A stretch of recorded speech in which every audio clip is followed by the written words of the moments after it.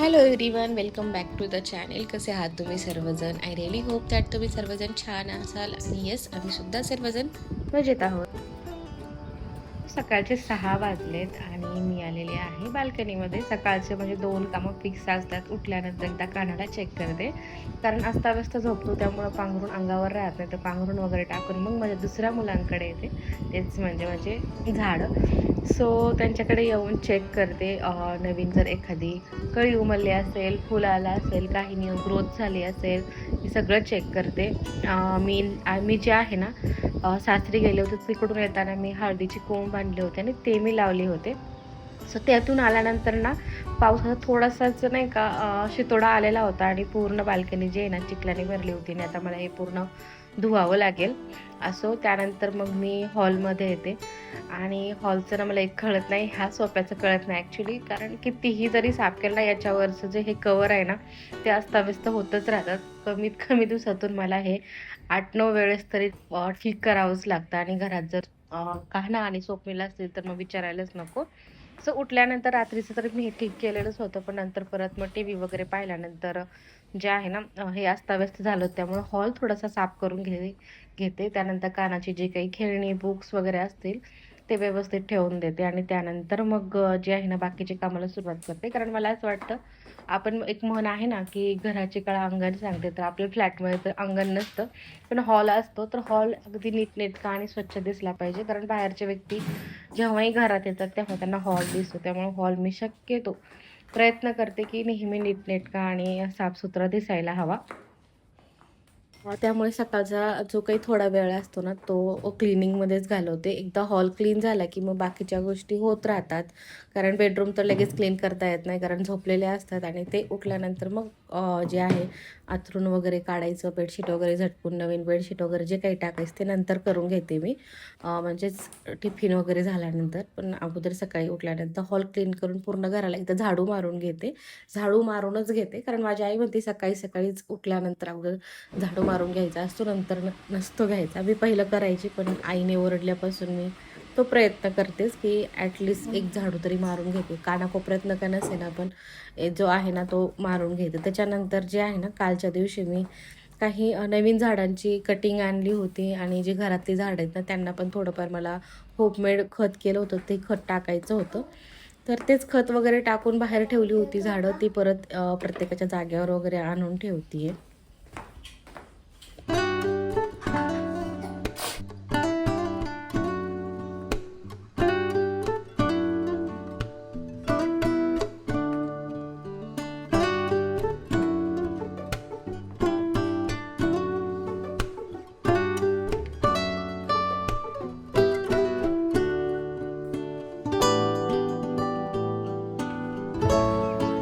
तर सकाळी उठल्यानंतर मला दिसलं नव्हतं, पण आता मला दिसतंय हळदीला ना छोटे-छोटे असे 3-4 ठिकाणी कोंब आलेले आहेत आणि मला हे बघून खरंच खूप जास्त आनंद झाला.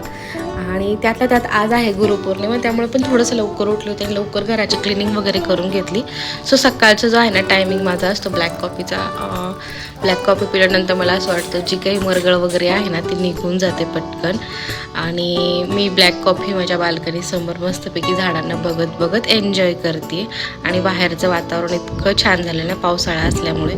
तर मी जेव्हा शूट करत होते त्याच वेळेस करकोचे जे असतात ना ते जात होते आणि ते एकदम लाईनमध्ये जात होते आणि तेच व्हिडिओमध्ये कॅप्चर झालेत माझ्या.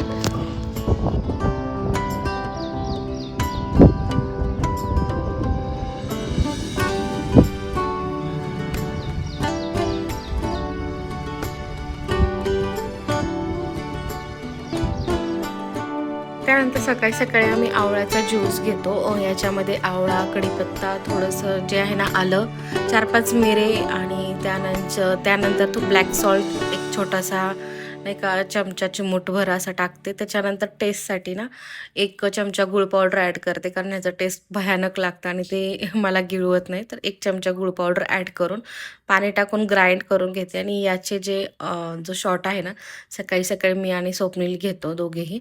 गावाकडून येताना अळूची पानं आणली होती आणि ती बरीचशी होती, तर मग अशा प्रकारे नाही का धुवून ठेवते मी इथे.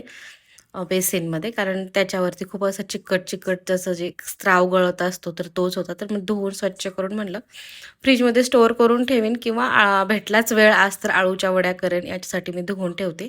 इथं आवळ्याचा ज्यूस रेडी झालेला आहे आणि तोच आम्ही दोघे आता पिणार आहोत. आज नाश्त्याला ना खूप असं काही तामझाम न करता जे आहे ना उपमा केलेला आहे. कारण मला आज देव वगैरे पण घासायची आणि बाकीसुद्धा क्लिनिंग करायची आहे. तर आजचा नाश्ता हा अगदी सिंपल असणार आहे, म्हणून उपमा बनवलेला आहे. नाश्ता आणि किचनची कामे झाल्यानंतर मग आता मी आलेली आहे बेडरूममध्ये. बेडरूम एकदा क्लीन केली, की पूर्ण घर क्लिनिंग होतं. कारण हॉल तर मी अगोदरच क्लीन केला आहे आणि नाश्ता वगैरे झाल्यानंतर किचन क्लीन होतं. तर एकदा बेडरूमची जी काही बेडशीट चेंज करायची असेल तर किंवा झटकून वगैरे व्यवस्थित चेंज करते. आणि मी आता तुम्हाला डायरेक्ट भेटते 4 वाजता. 4 वाजता भूक लागलेली होती. काय करावं, काय करावं? मग माझी नजर ना मॅगीच्या पॅकेटवर पडली. मी मॅगी लव्हर नाही आहे, पण येस मला रामेन फ्लेवर खूप आवडतं, तर मी तेच आणलं होतं डीमार्टमधून. ही रामेन आहे स्पायसी किमची फ्लेवरची आहे, तर तीच बनवते. माझ्या एकटीसाठीच बनवते. तर बस याच्यावरती विधी लिहिलेला असतो. जे काही आपण जसं प्रमाणे मॅगी बनवतो तशीच आहे, पण याच्यासोबत एक स्पायसीचं एक पॅकेट येतं, मसाला पॅकेट, ते फक्त ॲड करायचं असतं. बाकी जसं मॅगी असते तशीच रामेन असते. काही एवढा फरक नाही, पण टेस्टमध्ये फरक असतो, कारण ही खूप जास्त स्पायसी लेवल त्याचा थोडासा जास्त असतो. त्याचबरोबर आज स्वयंपाकाला सुद्धा लवकर सुरुवात करायची, कारण मी ठरवलं आहे आज की आषाढाच्या ज्या पुऱ्या आहेत, तिखट पुऱ्या, त्या बनवायच्या आहेत. ओके, आमचं ना कसं आहे, आम्ही दोघेही जरी महाराष्ट्रातले असेल ना, तरी आमच्या कल्चरमध्ये खूप जास्त फरक आहे. स्वप्नील जे आहेत ते प्रॉपर जुन्नरचे आहेत पुण्यामधले, आणि मी जे आहे ना ते मी आहे धाराशिवमधली. तिथे आषाढाला खूप मानलं जातं. आषाढामध्ये प्रत्येक घरामध्ये तळण हे बनलंच जातं, आषाढ तळण. आणि अशी मान्यता आहे की ते 3 वेळेस बनवायचं, नाहीतर मग जुलाब होतात असं बोललं जातात. त्यामुळे प्रत्येक घरात आषाढ तळण हे असतंच असतं, आणि त्याचबरोबर मग तळल्यानंतर ते एकमेकांच्या घरात दिलं जातं. आणि आषाढ तळणामध्ये मोस्ट ऑफ ती आहेत ना तिखट पुऱ्या, कडबोळे, त्यांना खोडबोळ्या सुद्धा म्हणतात. त्याच्यानंतर सांजोऱ्याच्या पुऱ्या, गोड पुऱ्या, कडकण्या ज्या असतात त्या बनल्या जातात. आणि स्वप्नीलच्या इकडे ना आषाढ म्हणलं तर नॉनव्हेज असतं. मोस्ट ऑफ दी आषाढ खायला या म्हणून नॉनव्हेज खाण्यासाठी बोलवलं जातं. सो हा डिफरन्स आहे, पण मी दोन्ही करते. मी माझ्या माहेरच्या जे आहेत ना ते पण फॉलो करते. मी आषाढामध्ये एकदा तरी का होईना तिखट पुऱ्या असो किंवा कडकण्या काहीतरी बनवतेच. म्हणलं आज गुरुपौर्णिमा पण आहे, म्हटलं चला आज देवाला नैवेद्य पण दाखवता येईल तिखट पुऱ्यांचा, आणि आषाढ तळण पण होईल, म्हणून थोडंसं लवकरच आज स्वयंपाकाला लागले.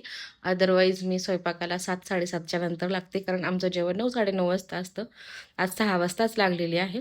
संध्याकाळ झाली होती, म्हटलं देवाला दिवा वगैरे लावून घेऊन तुळशीला अगरबत्ती करून मग स्वयंपाकाला लागूया, म्हणजे घर कसं संध्याकाळच्या दिवाबत्तीनंतर अगदी प्रसन्न होऊन जातं.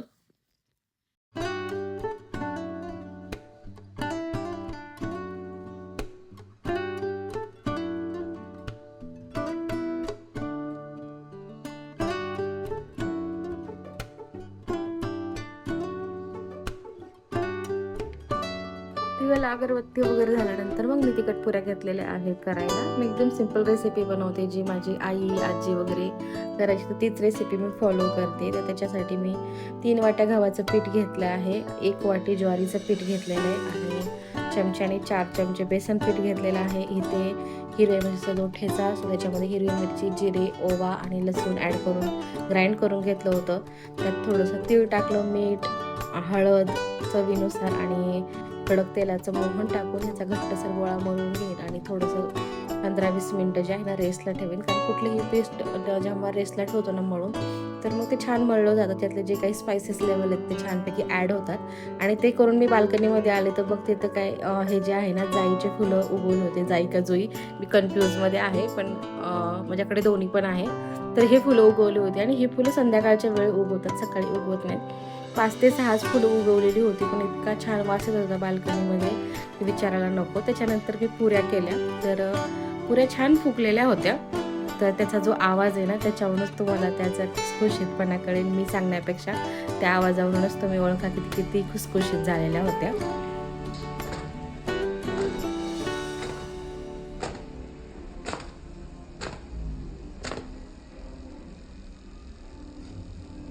आणि पुऱ्या कशा झाल्यात हे माझ्या म्हणण्यानुसार नाही तर कानाच्या एक्सप्रेशननुसार बघा, की कशा झाल्या होत्या.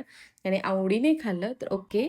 तर आता जवळ-जवळ 9, 9:30 वाजलेत आणि आता आमचा पण जेवणाचा टायमिंग झालेला आहे. त्याचबरोबर या व्लॉगचा पण मी निरोप घेते. भेटूया परत अशाच एका न्यू व्लॉगमध्ये. तोपर्यंत स्वतःची काळजी घ्या, छान राहा आणि हो, आषाढ तळला नसेल तर नक्की तळून खा आणि ही रेसिपीसुद्धा करून पहा. अगदी छान लागते. Okay guys, bye bye.